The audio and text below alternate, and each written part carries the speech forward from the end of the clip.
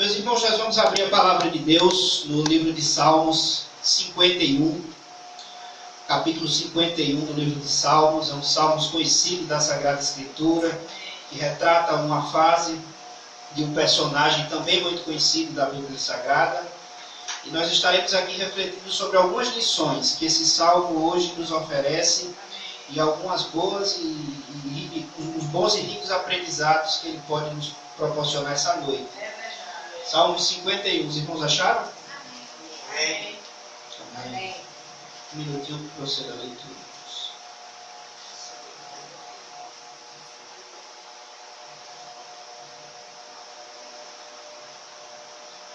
Vou passar a ler, ok?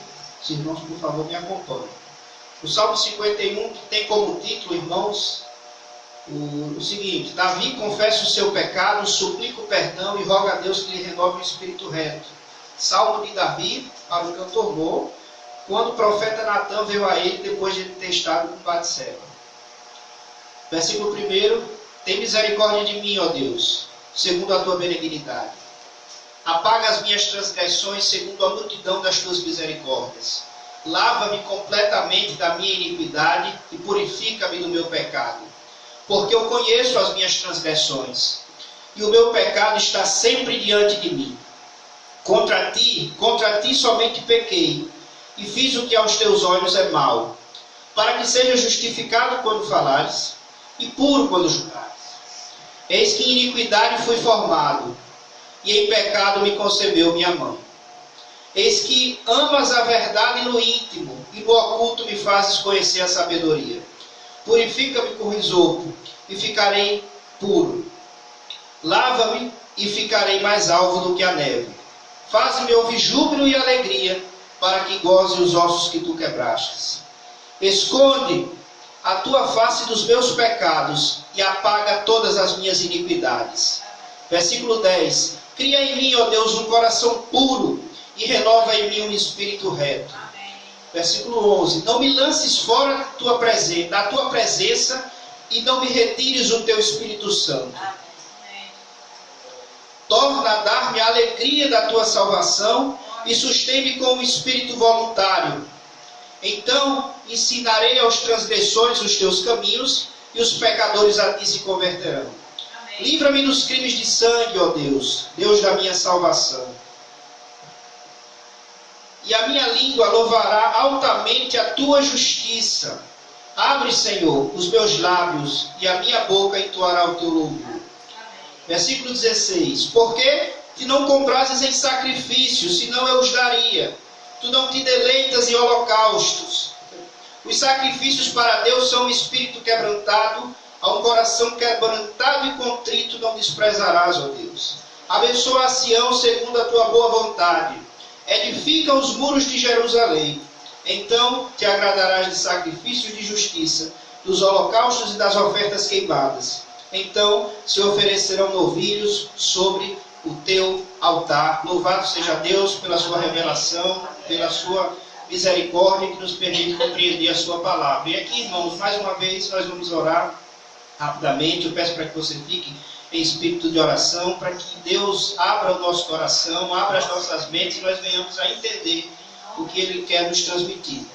Soberano Deus e eterno Pai, nós te agradecemos por mais essa oportunidade de te cultuar, Deus, de te bendizer, de te engrandecer, e que nós possamos sair daqui, Pai Santo, compreendendo a mensagem que o Senhor deseja nos transmitir. Que possamos sair daqui, ó Deus, mais gratos a Ti, inundados pelo Teu Espírito Santo, renovados, Pai Santo, que possamos sair daqui, ó Deus, conectados com o sentimento que o Senhor quer nos promover de compreensão da Tua grandiosa misericórdia. Que possamos, assim, afastar qualquer indiferença, Senhor, das Tuas verdades, e que possamos sair daqui alegres e conscientes da Sua bondade. É no nome de Jesus que eu oro, e todos dizem amém. Louvado seja Deus. Meus irmãos, eu já disse aqui em outra oportunidade que as pessoas que trabalham com a produção de conteúdo bíblico, os teólogos, os pastores, eles costumam separar a vida cristã didaticamente em 3 etapas. A primeira dessas etapas é a conversão a Cristo. Quando Jesus diz, necessário vos é nascer de novo. E esse novo nascimento se dá, é o novo nascimento da água e do Espírito. Quando nós compreendemos que precisamos sair do nosso estado natural de pecado. A segunda fase seria a fase da santificação, onde nós passamos a andar com Cristo Jesus, onde nós passamos a proceder de modo digno do Senhor, onde nós passamos a atestar com as nossas obras, a testificar com o nosso comportamento que nós fomos alvos e fomos objetos do amor salvador do Senhor. E a terceira etapa é uma que não aconteceu ainda com a gente, mas vai acontecer e pela qual nós devemos ansiar, que é a da glorificação. Louvado seja Deus. No final de tudo isso, nós iremos morar com o Senhor na glória, por toda a eternidade. E não haverá mais dor, nem pranto, nem choro, nem ranger de dentes, porque Deus enxugará dos olhos todas as lágrimas. Essa é uma promessa que Ele há de cumprir. Louvado seja Deus. Portanto, é importante que nós saibamos rapidamente essa distinção, com a finalidade de compreendermos qual era o momento e a fase da vida de Davi. Davi, que é conhecido por muitos e que é conhecido como um homem segundo o coração de Deus. Entretanto, esse salmo é escrito em um processo da sua caminhada, que marcou e caracterizou também a sua vida, onde ele pecou. E não foi um pecado simples, não foi um desvio passível de ser ignorado, não foi algo que não manchou a sua trajetória, não foi algo que não causou transtorno, não foi um pecado que pode ser relativizado ou ignorado de qualquer maneira. Foi um pecado que trouxe consequências, que trouxe sofrimento, mas que apresentou a Davi algo que ele não conheceu, algo que ele pôde explorar, melhor dizendo. Algo que ele pôde desfrutar, algo que ele pôde explorar com mais propriedade, que foi o poder redentor do perdão de Deus. Louvado seja o nome do Senhor. Louvado seja o nome do Senhor. Que esse poder segue disponível, irmãos, para as nossas vidas. E essa é a boa nova dessa noite. Irmãos, então, como eu estava falando, Davi encontrava-se no seu processo de santificação. Ele entrava, ele seguia marchando. Claro que isso aplicado ao Antigo Testamento. Ele estava num momento onde ele precisava realizar aquilo que o Senhor desejava. Ele precisava cumprir a sua missão em benefício do povo de Israel. Ele precisava desenvolver as suas atividades segundo o Senhor lhe ordenara. Portanto, ele precisava seguir procedendo de modo digno do Senhor. E Davi, ele, nessa caminhada, ele enfrentou alguns processos, ele enfrentou alguns inimigos. E na nossa trajetória de Deus em Cristo Jesus, nós também temos alguns inimigos, alguns elementos que tendem a nos travar, alguns elementos que tendem a fazer com que nós não venhamos a avançar. Como disse o salmista, em uma frase que sempre que estou pregando eu menciono: o Senhor nos guia com o seu conselho e depois nos recebe na glória. Então, o processo, irmãos, de proximidade com o Senhor não é apenas morar no céu, não é apenas ir para a glória, não é apenas passar a eternidade com o Senhor. Sim, essa é uma esperança que nós temos, essa é uma verdade pela qual nós devemos ansiar e a qual nós devemos contemplar. Nós não podemos ficar indiferentes face à preciosidade da promessa que nos é feita de morar com Cristo por toda a eternidade. Entretanto, a Bíblia Sagrada nos mostra que há um processo que antecede a nossa chegada no céu. E esse processo não pode ser negligenciado. Por isso que Tiago, lá no capítulo 2, vai dizer que a fé sem obras é morta. É por isso que o escritor de Hebreus vai dizer que há em nós um perverso coração de incredulidade. É por isso que João, escrevendo a sua primeira epístola, ele vai dizer: não ameis o mundo, nem o que no mundo há, porque no mundo não há o amor do Pai, a soberba dos olhos, a soberba da vida. Enfim, tudo isso tende a fazer com que nós não venhamos a avançar de maneira desejada. Louvado seja Deus. Portanto, no processo de santificação, há alguns elementos que nós precisamos identificar, que nós não podemos negligenciar, sob pena de não crescermos pela graça e pelo conhecimento como o Senhor deseja. O primeiro deles é um elemento externo, é um elemento descrito na Bíblia Sagrada, é um elemento elucidado pelas Sagradas Escrituras e que faz parte do nosso cotidiano. Como eu acabei de mencionar, 1 João vai dizer: não ameis o mundo e nem o que no mundo há. Porque se alguém ama o mundo, o amor do Pai não está nele. E a soberba da vida, a soberba dos olhos, a soberba da carne, elas não procedem do Pai, mas do mundo. Então há aqui, irmãos, um elemento indicado pela Sagrada Escritura que faz parte da nossa trajetória na Terra. É o mundo. O mundo que compreende basicamente o conjunto de valores, o sistema que predomina nas nossas famílias, que predomina na sociedade, que predomina quando nós vamos trabalhar, quando nós vamos estudar, quando nós vamos nos relacionar com as outras pessoas. Elas não são naturalmente pessoas que nasceram de novo. A natureza do homem originalmente é decaída, é pecaminosa, é degenerada, portanto não regenerada. Então o mundo faz parte da nossa trajetória na Terra. E nós não podemos ignorar o mundo. Pelo contrário, devemos ser em relação a ele vigilantes. O segundo ponto que nós temos como adversário, o segundo elemento, é aquele que consta lá em 2 Pedro. 2 Pedro capítulo 4 vai dizer: sede vigilantes, sede sóbrios. O diabo anda como um leão, andando ao derredor, buscando alguém que possa tragar. Portanto, a Bíblia Sagrada fala, menciona, explica e indica que há uma atuação do inimigo das nossas almas para frear o nosso processo de santificação. Resistir ao diabo e ele fugirá de vós. Então há um elemento mundano e há um elemento diabólico que acabam por tentar frear o nosso crescimento pela graça e pelo conhecimento.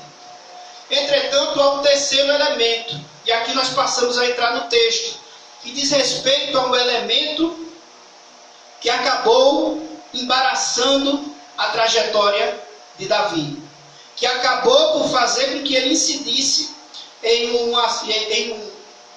pecados sucessivos e, mais do que isso, em um desvio da vontade do Senhor. E esse elemento pode ser encontrado, há várias referências, mas eu vou citar uma de início, em Hebreus, quando ele fala que há em nós um perverso coração de incredulidade. E o Salmo 51, irmãos, ele é um salmo descrito teologicamente como um salmo penitencial, que é um salmo que descreve as dores e as consequências do pecado. As consequências de nós ainda termos essa natureza que insiste em predominar, que insiste em nos dominar. Louvado seja Deus. Então, irmãos, o apóstolo Paulo diz, escrevendo aos Romanos: o bem que quero, esse não faço. E o mal que eu não quero, esse eu faço. Significa dizer que para as pessoas que nasceram de novo, para as pessoas que compreenderam o Evangelho, para as pessoas que tomam a Santa Ceia, para as pessoas que vivem em comunhão, para as pessoas que buscam o crescimento espiritual, há até o nosso túmulo um perverso coração de incredulidade que não pode ser ignorado. Nós devemos identificá-lo para que, a despeito dele, sigamos crescendo em Cristo Jesus. Louvado seja Deus. Irmãos, e você pode me perguntar, por que é que você está falando desses elementos? É porque, irmãos, há uma indicação na Sagrada Escritura que diz que haverá um dia em que todos nós prestaremos conta de si mesmo a Deus.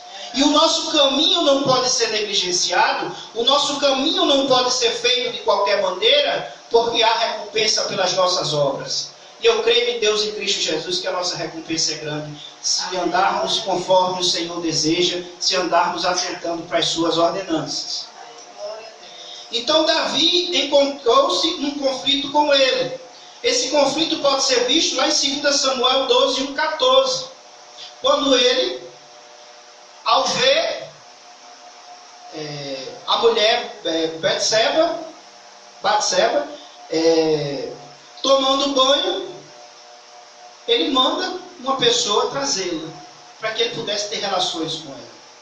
Embriagou-se com a mulher despida, e ali viabilizou o seu contato com ela. Os dois tiveram relações. Como se isso não bastasse, irmãos, posteriormente, Davi, quando pratica esse ato pecaminoso, ele é o marido dela, o general Urias, estava numa guerra, estava numa peleja. Portanto, ele pratica isso na ausência do seu marido. E a consequência dessa situação é um filho. Ela fica grávida. E essa gravidez dela, Davi tenta encobrir de alguma forma. O texto sinaliza isso. Que Davi, ele tenta, de alguma forma, camuflar a consequência do seu pecado. Ele diz o seguinte: traga-o aqui e eu vou tentar fazer com que eles tenham relações, para que esse filho que eu gerei nela, aparentemente seja dela, do marido dela. Isso está descrito lá em 2 Samuel 12, depois você dá uma lida. Portanto, essa é a primeira tentativa de Davi de ocultar o seu pecado. Mas não dá certo, porque o texto demonstra que ele não consegue ter um encontro com ela, e desse encontro ele não consegue também ele não consegue, enfim, ter relações com ela, dada a situação que o texto mostra. Entretanto, Davi, não satisfeito com a situação, dissimula uma situação para que na guerra, na peleja, ele possa ser assassinado. Davi o coloca numa situação de vulnerabilidade e ele, de fato, perde a sua vida. Nós temos aqui um homem segundo o coração de Deus que praticou o pecado do adultério e que praticou o pecado do homicídio. Não foi um homicídio praticado por ele, mas foi por ele articulado. E aí, irmãos, o texto mostra que Davi é repreendido por Natã. E Natã não chega acusando. Natã não aparece como nós fazemos quando estamos com muita raiva, quando estamos irados. Não chega já, de alguma forma, apontando, atirando as pedras. Não. Natã, ele conta uma história inicialmente.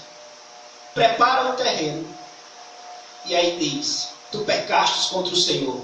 Mas Davi, naquele momento, ele é tomado por uma sensação de arrependimento, ele é tomado por uma sensação de que ele pecou contra a mulher, pecou contra o homem e, sobretudo, pecou contra Deus, e ele não se justifica, e está aqui a beleza desse salmo, ele não se justifica, ele não busca nenhuma aparente razão, ele não tenta se eximir, ele não tenta fazer com que ele esteja justificado. Nós podemos concluir no Salmo 51 que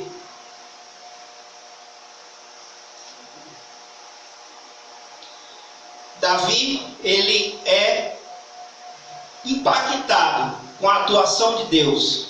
Ele é completamente impactado pela ação do Espírito de Deus, que o conduz ao arrependimento, que o conduz a uma consciência contrita e quebrantada, que o conduz a um elemento da soberania de Deus que sonda os corações, conhece as intenções e esquadrinha os pensamentos.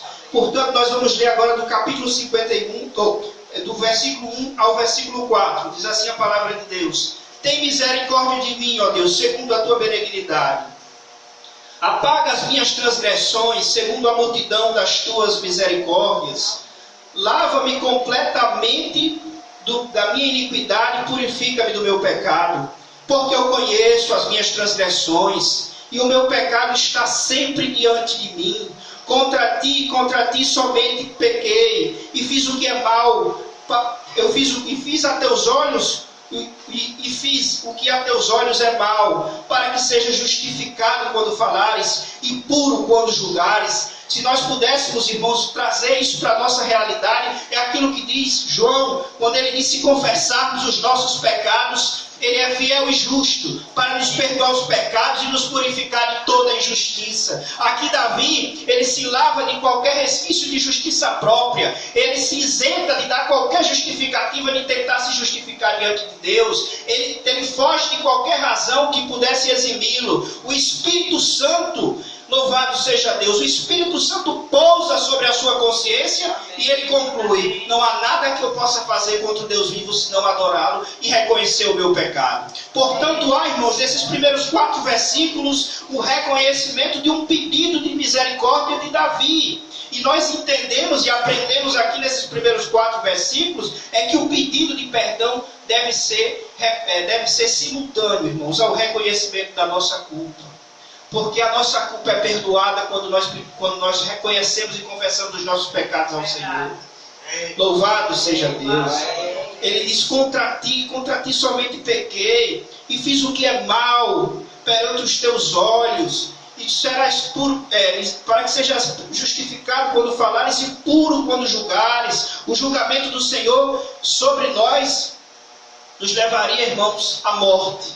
O julgamento natural do Senhor nos levaria à condenação eterna.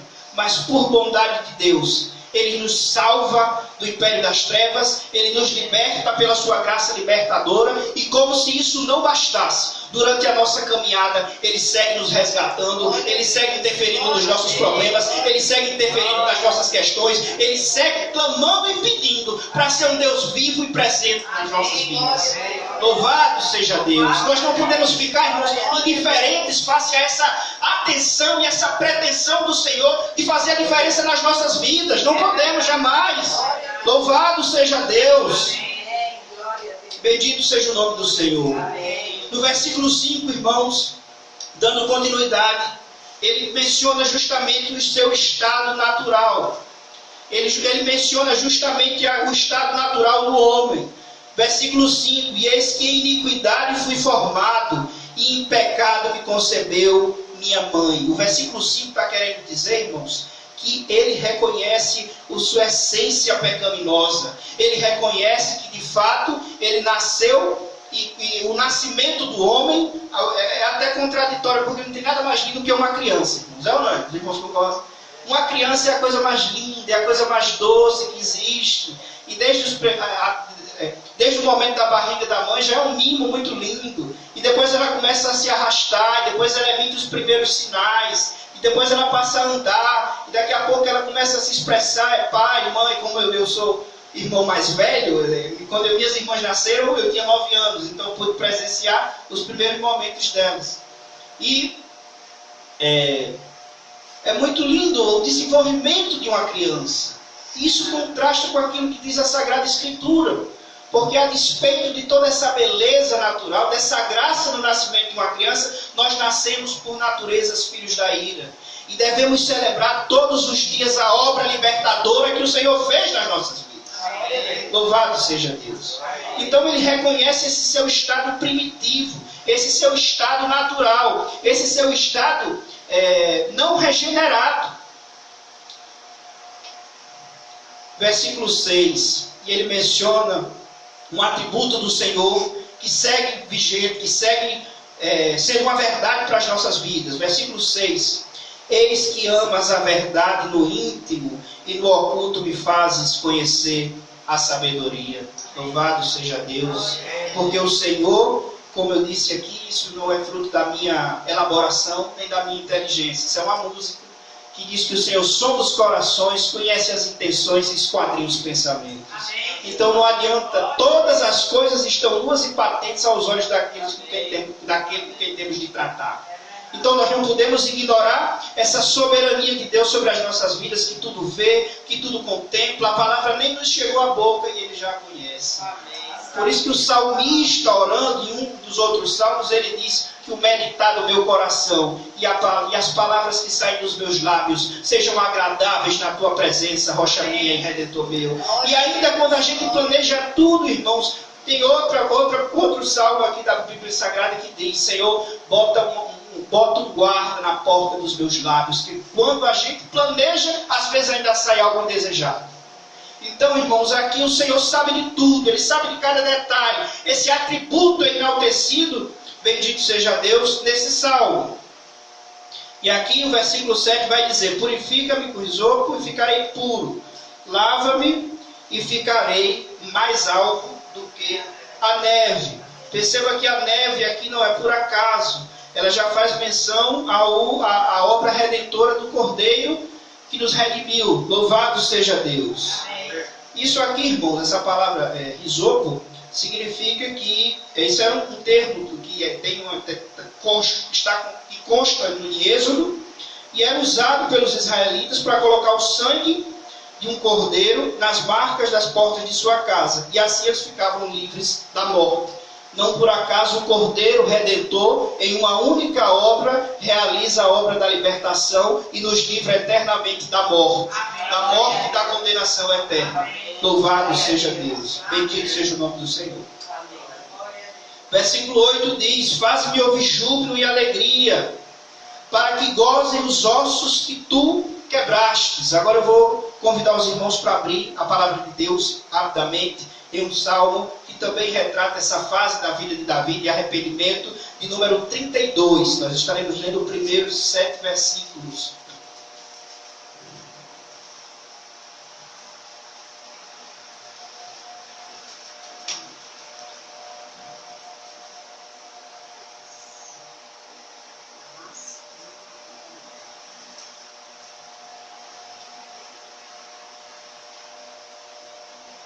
Converge, irmãos, com aquilo que nós estamos aprendendo nesse salmo, e tem por título o seguinte: a felicidade do homem perdoado. Exortação ao arrependimento.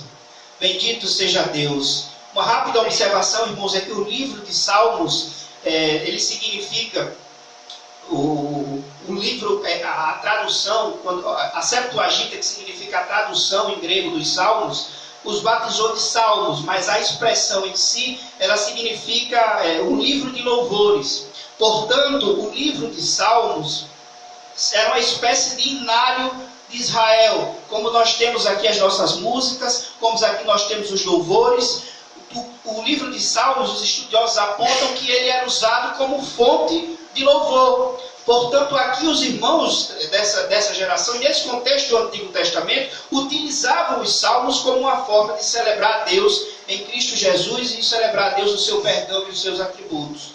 Diz aqui o versículo 3, irmãos. É a consequência física do pecado que eu achei extraordinária quando Davi aborda. Enquanto eu me calei, envelheceram os meus ossos pelo meu bramido em todo dia. Porque de dia e de noite a tua mão pesava sobre mim, e o meu humor se tornou em sequidão de estio.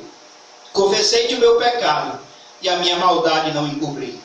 Dizia eu: confessarei ao Senhor as minhas transgressões, e tu perdoastes a maldade do meu pecado. Versículo 6. Pelo que todo aquele que é santo orará a ti, há tempo de te poder achar. Até no transbordar de muitas águas, estas a ele não chegarão. Louvado seja Deus.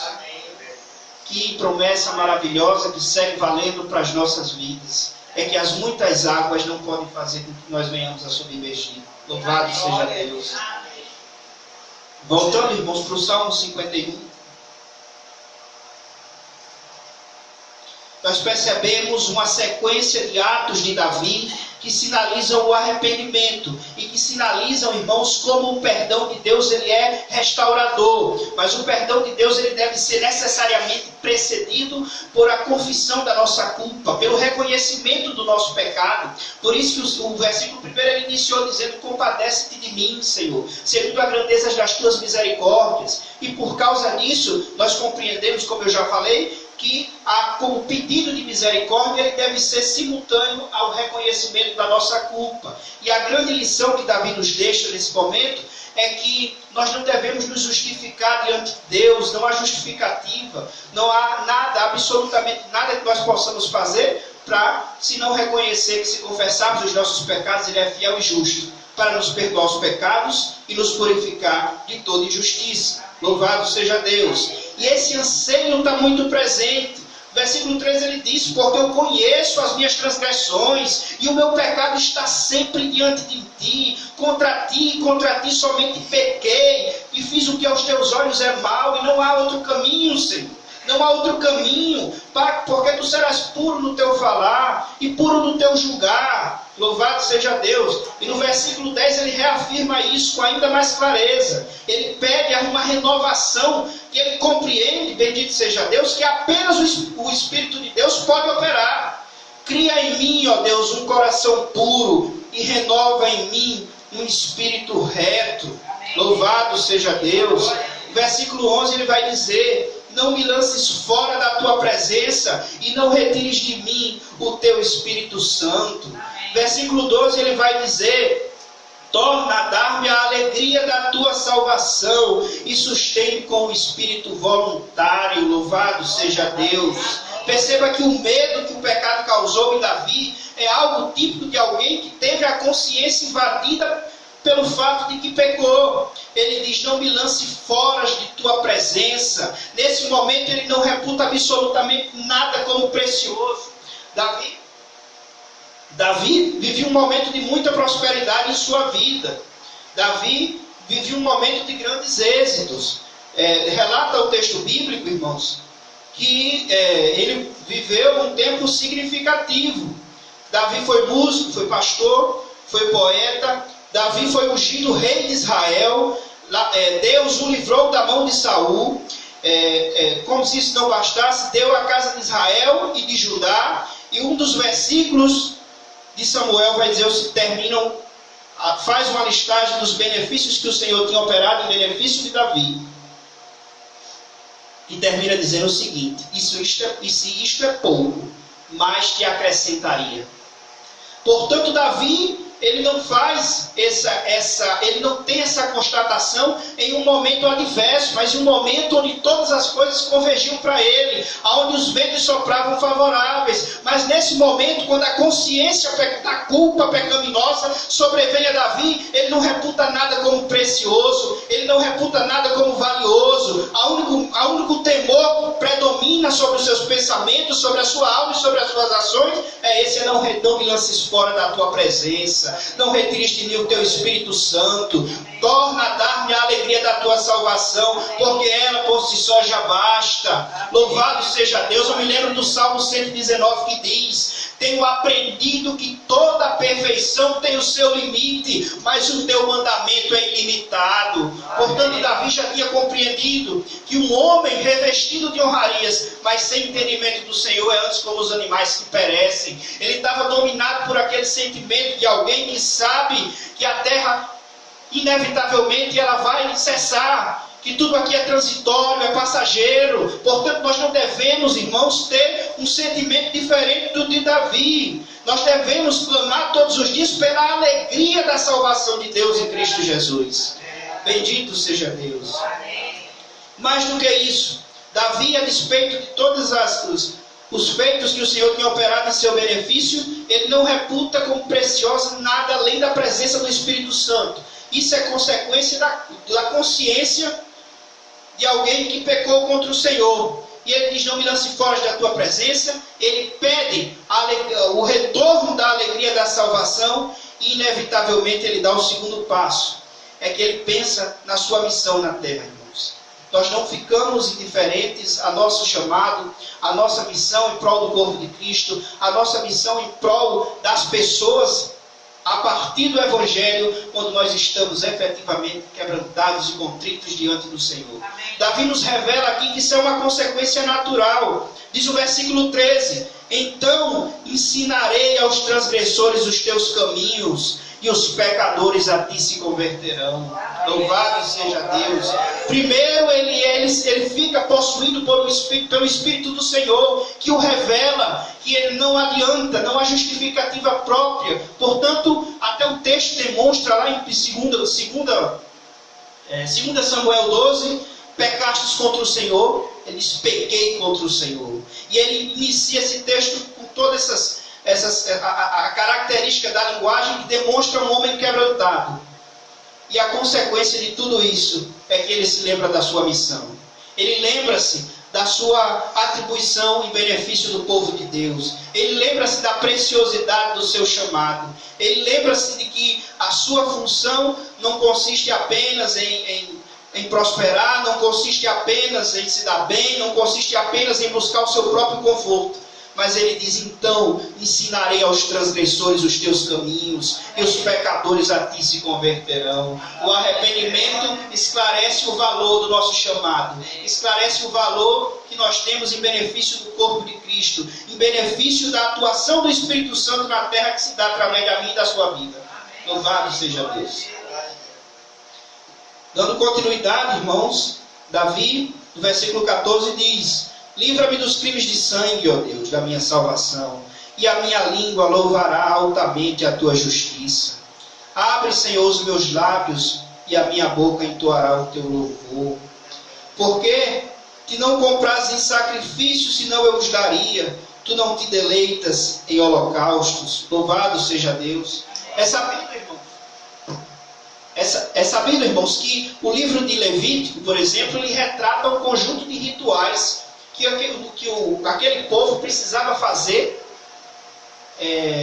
como forma de ter o perdão de Deus, digamos assim, numa síntese grosseira.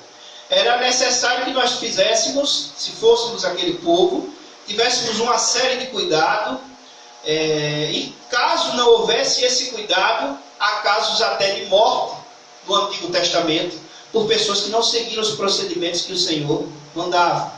Então, sacrifício de cordeiros e abster-se de comer animais e outras, a própria história da arca, que quando a arca não era levada corretamente, isso ocasionou mortes, porque havia todo um ritual para que você pudesse agradar ao Senhor. E aqui ele diz, já prenunciando aquilo que viria no Novo Testamento: porque tu não comprases em sacrifícios, senão eu os daria. Tu não te deleitas em holocaustos. Os sacrifícios para Deus são o espírito quebrantado, a um coração quebrantado e contrito não desprezarás, ó Deus. E aqui, irmãos, ele nos lega uma mensagem preciosa. É que de nada adianta a nossa vida religiosa, de nada adianta uma frequência intensa na igreja, de nada adianta uma frequência assídua na escola bíblica, de nada adianta ser visto pelos irmãos, se isso não tiver necessariamente, simultaneamente, sendo conjugado com o coração quebrantado e contrito, com o espírito, como disse o Senhor Jesus: bem-aventurados os que choram, porque eles serão consolados. É o espírito de quebrantamento, é o espírito que manda embora a indiferença, é o espírito que o apóstolo Paulo teve quando chegou a Atenas, e o seu espírito se revoltou face à idolatria que dominava na cidade.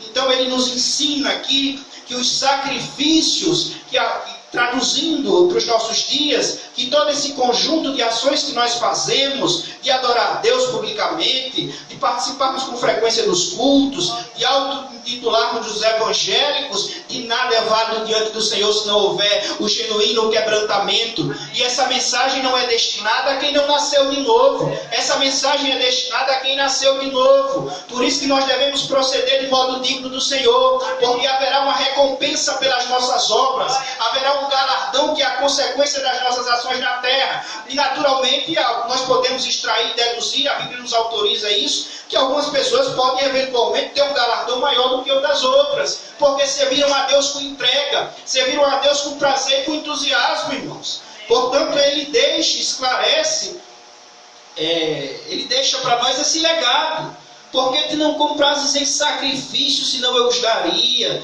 Tu não te deleitas em holocaustos. Os sacrifícios para Deus são o espírito quebrantado. A um coração quebrantado e contrito não desprezarás, ó Deus. O versículo 17, e o versículo 16 e o versículo 17. Ele primeiro constata o pecado, depois ele reconhece a relevância da sua missão. Depois ele inclusive faz uma menção ao seu corpo físico. Ele sentia-se paralisado, ele sentia-se travado em razão do pecado que não havia sido confessado. E nós extraímos e aprendemos que o pedido de misericórdia ele deve ser necessariamente simultâneo, irmãos, ao reconhecimento dos nossos pecados. Louvado seja Deus. Segue sendo, irmãos, a melhor notícia das nossas vidas, que se confessarmos os nossos pecados, Ele é fiel e justo para nos perdoar os pecados e nos purificar de toda injustiça. Esse é um fato pelo qual nós devemos celebrar, nós devemos nos alegrar, nós devemos rememorar todos os dias, Se possível de manhã, à tarde e à noite. E se possível dormindo também. E devemos impactar as pessoas com essa notícia. Notícia essa que é chamada de boas novas. É que se confessarmos os nossos pecados, Ele é fiel e justo para nos perdoar os pecados e nos purificar de toda injustiça. Isso é melhor do que qualquer promoção no emprego. Isso é melhor do que qualquer aprovação que você tanto sonha. Isso é melhor do que qualquer casamento. Isso é melhor do que qualquer algo.